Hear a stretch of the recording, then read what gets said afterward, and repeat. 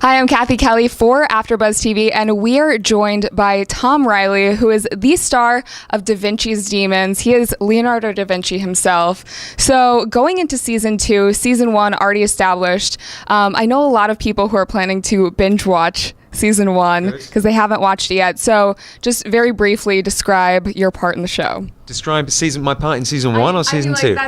I mean, it's a monster. Like he is a multifaceted man. There's a million different things that are going on at once with Leonardo, and that's what's so exciting about playing him, is that you get to play the passionate genius, and you get to play the swordsman. He was an ambidextrous swordsman. You get to play the kind of the passion and the rage, and then the misery and the emotion, and then the fun and the wit and the charm. It's a big part. He's very complex. He's very complex. And I know that you had to learn a lot of stuff. To be honest, I just said complex, and we say complex in England, not complex.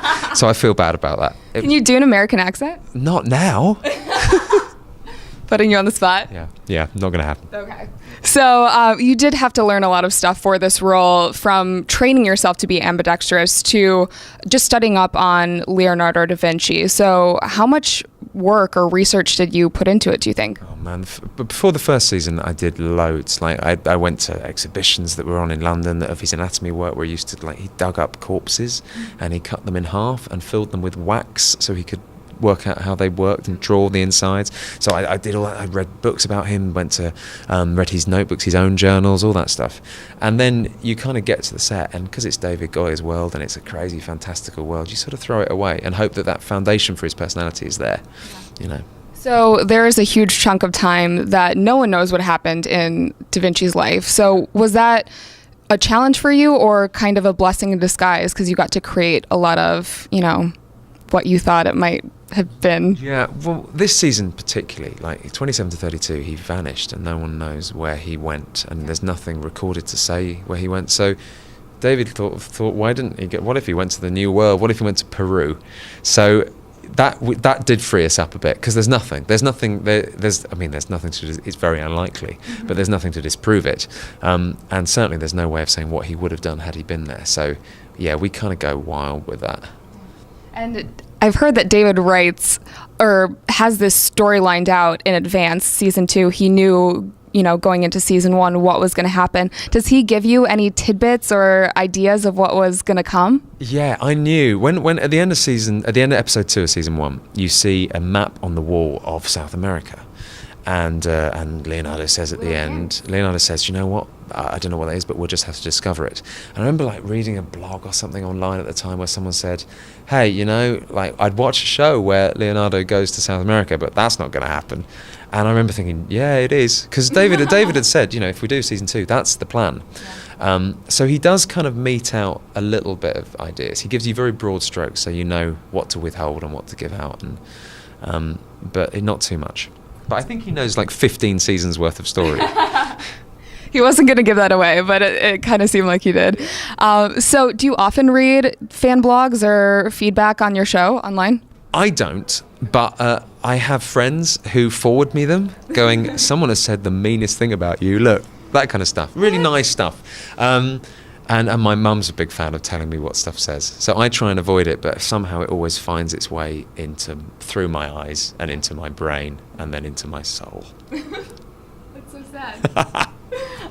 So you guys have a great fan base, and I'm sure you do get a lot of fan interaction. So what's the best thing that you've heard feedback-wise from a fan? Oh man, I tell you what, we did not expect the passion of the fans on this show, and that's been what's really interesting. And of course, when we started it, it was a show for the UK and the US, and we hadn't sold it to 150 countries, or I think 130, 40 countries that we've got it in now. And so we get chased by tourists in London, sort of, Japanese people taking photos of our shopping bags, and we Blake and I, who plays Riario, were in a supermarket in Wales. And this particular supermarket has see-through carrier bags, so plastic see-through bags. And they said, well, asked for a photo with us, and we said, yeah, of course, and they loved the show. And they started taking photos of our shopping. And there's that moment where you think, what have I bought? There might be something really embarrassing, because they can see it through the bag. I can't remember what it was, but there was something. Probably just a lot of toilet paper.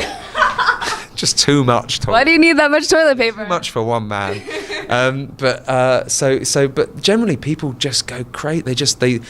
what was great at Comic-Con is people asked really interesting questions. Yeah. Not just sort of wild, broad questions, but questions you're like, wow, you've thought about this. Yeah. That's when you know people are investing.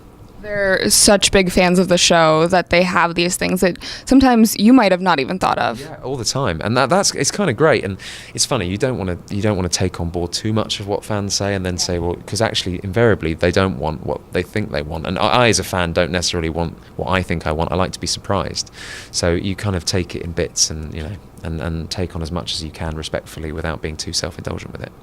So you're doing a great job, obviously, at Leonardo da Vinci. But do you have any aspirations behind the camera now that you've seen this whole production?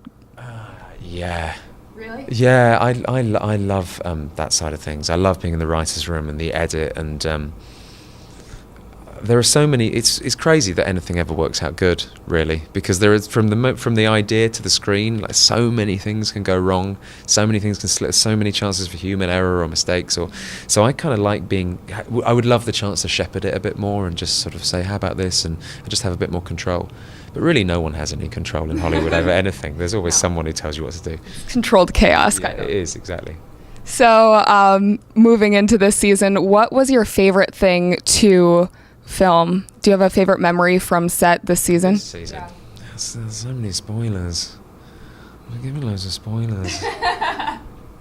Trying to get them out of you. Yeah, you are. You're doing a good job. I just know what. There's lots of amazing stuff in Peru, and in the New World, because suddenly you go from a show in the first season where you're surrounded by Welsh people dressed as Florentine Italian extras, and suddenly they had to ship in a load of South American extras because there weren't any in the UK, in Wales or in Swansea. There weren't enough. So suddenly you're on set surrounded by 100 people from Colombia and Mexico, and all dressed in tribal dress, and you just think this. When I signed my contract for this, I did not think at any point that I'd be listening to bongos at 4:00 in the morning. It's incredible. Yeah. Have you ever played the bongo? I played the bongo. Me and Matthew McConaughey went down to the beach and just got naked and just played the bongos. All right. All right. Awesome.